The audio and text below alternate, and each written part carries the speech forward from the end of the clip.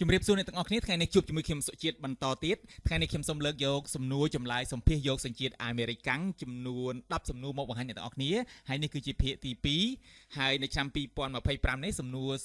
ចម្លើយទាំងអស់មាន128សំណួរច្រើនជាងឆ្នាំមុនណាអូខេអរគុណច្រើនចំពោះការតាមដានវីដេអូមេរៀននេះសូមកុំភ្លេចជួយចុច like ផងហើយចំពោះអ្នកដែលមិនទាន់បាន Subscribe សូមកុំភ្លេចជួយចុច Subscribe ដើម្បីទទួលបានមេរៀនថ្មីៗឬក៏វីដេអូថ្មីៗដែលខ្ញុំនឹងផុសជាបន្តអូខេអញ្ចឹងនេះគឺជាសំណួរទី11ណាសំណួរទី11គេសួរថា The word life liberty and pursuit of happiness are in what founding document អញ្ចឹងសំណួរហ្នឹងបកប្រែថាតើពាក្យជីវិតណា life ជីវិតណាសេរីភាពនិងការស្វែងរកសុភមង្គលណា pursuit of happiness មាននៅក្នុងឯកសារបង្កើតរដ្ឋមួយណាពួកឯកសារបង្កើតរដ្ឋរបស់រដ្ឋាភិបាលអាមេរិកមានច្រើនអញ្ចឹងគេសួរថាតើឯកសារមួយណាដែលនិយាយអំពីពាក្យជីវិតសេរីភាពនិងពាក្យសុភមង្គលនេះពាក្យស្វែងរកសុភមង្គលនេះអូខេចម្លើយនៅខាងក្រោមគឺ Declaration of Independence ណា Declaration of Independence មានន័យថាពាក្យ word life liberty ហើយនិង pursuit of happiness ហ្នឹងគឺមានសរសេរនៅក្នុងឯកសារស្ដីពីការប្រកាសឯករាជ្យរបស់ប្រទេសអាមេរិកហ្នឹងណាគឺ declare ចម្លើយវាគឺ Declaration of Independence អូខេសំណួរទី12ណាសំណួរទី12ដូចសំណួរពីមុនអញ្ចឹងណាសំណួរពីឆ្នាំមុនដែរ What is the economic system of the United States ណា What is the economic system of the United States តើសហរដ្ឋអាមេរិកមានប្រព័ន្ធសេដ្ឋកិច្ចអ្វីណាចម្លើយរបស់វាគឺ free market economy ណាចម្លើយរបស់វាទៅនឹងសំណួរនេះគឺ free market economy គឺសេដ្ឋកិច្ចទីផ្សារសេរីណាសេដ្ឋកិច្ចទីផ្សារសេរីចម្លើយអាចឆ្លើយបាន2ណាបាន2ទី1គឺគេហៅថា capitalism ឬក៏ free market economy ណាឆ្លើយមួយណាក៏បានដែរតែខ្ញុំចូលចិត្តចម្លើយ free market economy ខ្ញុំក៏យកអានេះមកដាក់ជាចម្លើយទៅប៉ុន្តែបងប្អូនមើលថា capitalism ស្រួលជាងឬក៏ free market economy ស្រួលជាងចំណាំជាងយកមួយនោះចុះណាដើម្បីងាយស្រួលក្នុងការចំណាំហើយឆ្លើយនៅពេលដែលគេសម្ភាសសំណួរទី13 What is the rule of law ណា What is the rule of law rule of law ហ្នឹងបកប្រែថានីតិរដ្ឋតើនីតិរដ្ឋជាអ្វីណាតើនីតិរដ្ឋជាអ្វីចម្លើយនៃគឺចម្លើយមានច្រើនណាចម្លើយមានច្រើនហើយចម្លើយមួយក្នុងចំណោមនោះគឺ No one is above the law No one is above the law គ្មាននរណាម្នាក់នៅលើច្បាប់ឡើយណាអញ្ចឹងចម្លើយនៃសំណួរ What is the rule of law ហ្នឹងអាចឆ្លើយបានច្រើនណា No one is above the law ក៏បាន Everyone must follow the law ក៏បាន Leaders must obey the law ក៏បាន Government must obey the law ក៏បានអញ្ចឹងតែខ្ញុំយកចម្លើយ No one is above the law ដោយសារវាមានភាពងាយស្រួលសម្រាប់ខ្ញុំសំណួរទី14 Many documents influence the US Constitution Name one អញ្ចឹងបកប្រែថាឯកសារជាច្រើនណាឯកសារជាច្រើនមានឥទ្ធិពលទៅលើរដ្ឋធម្មនុញ្ញសហរដ្ឋអាមេរិកអញ្ចឹងណាសូមប្រាប់ name one សូមប្រាប់ឈ្មោះឯកសារមួយក្នុងចំណោមឯកសារជាច្រើននោះអញ្ចឹងណាសូមប្រាប់ឈ្មោះឯកសារមួយក្នុងចំណោមឯកសារជាច្រើននោះអញ្ចឹងយើងចាំតែមួយបានហើយមិនបាច់ចាំច្រើនទេអញ្ចឹងចម្លើយរបស់វាគឺ Declaration of Independence ឯកសារស្ដីពីសេចក្តីប្រកាសឯករាជ្យតាមពិតទៅសេចក្តីឯកសារស្ដីពី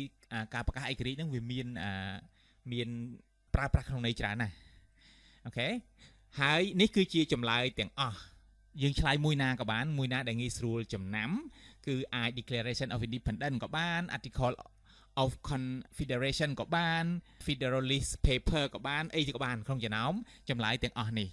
អញ្ចឹងមួយណាស្រួលចំណាំជាងយកមួយនឹងមកចំណាំទៅដល់ពេលយើងឆ្លើយច្បាស់តែម្ដង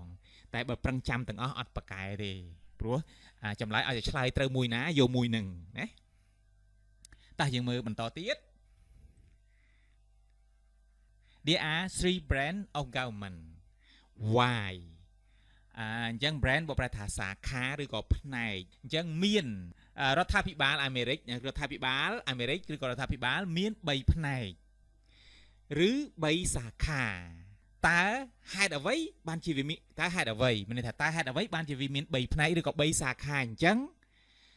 ចម្លើយរបស់វាគឺចម្លើយមានច្រើនចាំយើងមើលជាមួយគ្នាអញ្ចឹង check and balance ចម្លើយរបស់សំណួរដែល there are 3 branch of government why ហ្នឹងហើយចម្លើយរបស់វាគឺ check and balance គឺប្រែថាត្រួតពិនិត្យនិងធ្វើឲ្យមានតុល្យភាពអំណាចណាត្រួតពិនិត្យនិងធ្វើឲ្យមានតុល្យភាពអំណាចដើម្បីកុំឲ្យអំណាចហ្នឹងវាលើសលប់ពេកឬក៏ប្រព្រឹត្តដោយមិនសមរម្យអីចឹងទៅណាអូខេអញ្ចឹងចម្លើយទាំងអស់របស់វាគឺ check and balance separation of power so one part does not become too powerful ឆ្លើយមួយណាក៏បានខ្ញុំចូលចិត្ត check and balance ខ្ញុំក៏យក check and balance មកដាក់ជាចម្លើយទៅណាអញ្ចឹង check and balance ហ្នឹងបកប្រែថាត្រួតពិនិត្យនិងតុល្យភាពអំណាចseparation of power បកប្រែថាដើម្បីបែងចែកអំណាចកុំឲ្យអំណាចវាខ្លាំងព្រោះអំណាចនៅលើដៃតែមួយគ្រប់ទាំងអស់អាចខ្លាំងពេកអញ្ចឹងណាមួយទៀត so one part does not become too powerful បើសិនជាបែងចែកជា3មុខអញ្ចឹងឬ3ផ្នែកអញ្ចឹងធ្វើឲ្យផ្នែកមួយហ្នឹងវាអត់មានអំណាចខ្លាំងពេកអញ្ចឹងទៅអូខេតោះយើងមើលបន្តទៀតសំណួរទី16 name the 3 branch of government អូខេ name the 3 branch of the government អញ្ចឹងចូលប្រាប់ឈ្មោះសាខាទាំង3ឬក៏ផ្នែកទាំង3របស់រដ្ឋាភិបាលអញ្ចឹងតើរដ្ឋាភិបាលអាមេរិកមានប្រមាណផ្នែកឬក៏ប្រមាណសាខាអញ្ចឹងគេឲ្យចូលប្រាប់ឈ្មោះទាំងផ្នែកទាំង3ហ្នឹងតែម្ដងអញ្ចឹងចម្លើយនៃពាក្យ name 3 branch of government សូមប្រាប់ឈ្មោះសាខាទាំង3របស់រដ្ឋាភិបាលអញ្ចឹងសាខាទាំង3ឬក៏ផ្នែកទាំង3របស់រដ្ឋាភិបាលគឺ legislative executive ហើយនិង judicial អញ្ចឹង legislative នឹងបកប្រែថាផ្នែកនីតិបញ្ញត្តិ executive គឺផ្នែកនីតិប្រតិបត្តិហើយនិង judicial គឺផ្នែកតុលាការនីតិបញ្ញត្តិគឺអ្នកបង្កើតច្បាប់អញ្ចឹងនីតិប្រតិបត្តិគឺអ្នកអនុវត្តនៅច្បាប់នៅប្រតិបត្តិការនឹងហើយចំណែកនីតិតុលាការគឺជាអ្នកវិនិច្ឆ័យឬក៏បកស្រាយច្បាប់អីចឹងទៅគេហៅ judicial អញ្ចឹងចម្លើយយើងអាចឆ្លើយបានពីររបៀបណាយើងអាចឆ្លើយ legislative executive ហើយនិង judicial ក៏បាន congress president ហើយនិង court ក៏បានដែរណា congress គឺសភាអ្នកបង្កើតច្បាប់ legislative ដូចគ្នា executive ហ្នឹងគឺ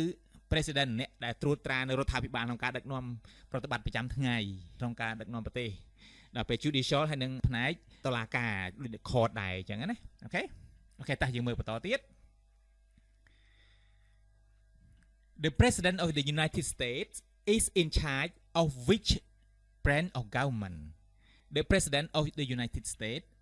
is in charge of which branch of government? តើប្រធានាធិបតីរបស់សហរដ្ឋអាមេរិកទទួលបន្ទុក in charge នឹងទទួលបន្ទុក of which branch នៅក្នុងផ្នែកណាមួយនៃរដ្ឋាភិបាលអូខេចម្លើយរបស់វាគឺ executiveអញ្ចឹង executive បកប្រែថាផ្នែកប្រតិបត្តិណា executive ផ្នែកប្រតិបត្តិសំទោស executive branch សាខាផ្នែកប្រតិបត្តិឬក៏ផ្នែកប្រតិបត្តិអីចឹងទៅណា executive What part of federal government write law write law ហ្នឹងបកប្រែថាសរសេរច្បាប់ឬក៏បង្កើតច្បាប់ឬក៏តាក់តែងច្បាប់អញ្ចឹងWhat part of the federal government write law តើផ្នែកណាមួយនៃរដ្ឋាភិបាលសហព័ន្ធដែលសរសេរច្បាប់ឬក៏ដែលតាក់តែងច្បាប់អូខេចម្លើយ Congress ក៏បានណាឬក៏ US Congress ក៏បានឆ្លើយថា Congress ទៅទេក៏បានឆ្លើយ US Congress ក៏បានណាបកប្រែថាសភាឬក៏បើសិនជាហៅ US Congress ហ្នឹងបកប្រែថាសភាសហរដ្ឋអាមេរិកអញ្ចឹងទៅណាហើយចម្លើយមានលើសពីមួយយើងអាចឆ្លើយថា US Congress ក៏បាន US or National Legislature ក៏បានឬក៏ Legislative Branch ក៏បានឆ្លើយមួយណាក៏បានដែរ ឲ្យតាងាយស្រួលចាំបើខ្ញុំចូលចិត្ត Congress នឹងតែម្ដងខ្ញុំដាក់ Congress នឹងតែម្ដងអូខេសំណួរទី19 What are the two parts of the US Congress What are the two parts of the US Congress អញ្ចឹង US Congress បើប្រែថាសភាសហរដ្ឋអាមេរិកអញ្ចឹងណាអញ្ចឹងតើផ្នែកទាំងពីរនៃសភាសហរដ្ឋអាមេរិកមានផ្នែកអ្វីខ្លះផ្នែកទាំងពីររបស់សភាអាមេរិកហ្នឹងមានផ្នែកអ្វីខ្លះអញ្ចឹងសភាអាមេរិកបែងចែកជា2ចម្លើយរបស់វាគឺ Senate and House ណា Senate and House អញ្ចឹងយើងឆ្លើយថា Senate and House ទៅទេក៏បានយើងឆ្លើយថា Senate and House of Representatives ប្រែថា Senate នឹងប្រែថាព្រឹទ្ធសភានិង House គេហៅថាសភាអញ្ចឹង Senate and House of Representatives អញ្ចឹងព្រឹទ្ធសភានិងសភាតំណាងរាស្ត្រនៃអ្នកតំណាងរាស្ត្រ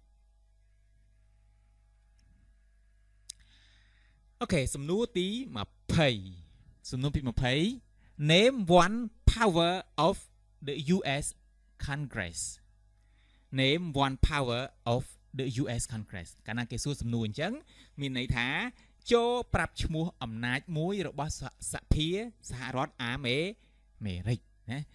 មានន័យថាសភាសហរដ្ឋអាមេរិកមានអំណាចមានន័យថាអំណាចហ្នឹងចង់និយាយថាតួនាទីជាច្រើនអញ្ចឹងគេឲ្យយើងរៀបរាប់ឬក៏ប្រាប់ឈ្មោះតួនាទីឬក៏អំណាចមួយរបស់សភាតើមានតួនាទីអ្វីឬក៏អំណាចអ្វីអញ្ចឹងចម្លើយរបស់វាគឺ right law ណា right law គឺ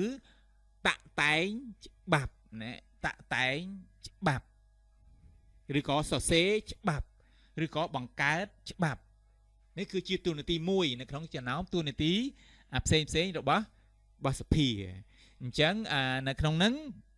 ចម្លើយយើងអាចសភាអាមេរិកសភាសហរដ្ឋអាមេរិកអាចមានតួនាទីច្រើនដូចជា right law បង្កើតច្បាប់សរសេរច្បាប់ឬក៏តាក់តែងច្បាប់ declare war មានន័យថាប្រកាសសង្គ្រាមប្រកាសថាធ្វើសង្គ្រាមជាមួយប្រទេសណាអញ្ចឹងណាគេហៅថា declare war ហើយមួយទៀតគឺ make the federal budget គឺដូចថារៀបចំផែនការថវិការដ្ឋសហព័ន្ធអញ្ចឹងទៅ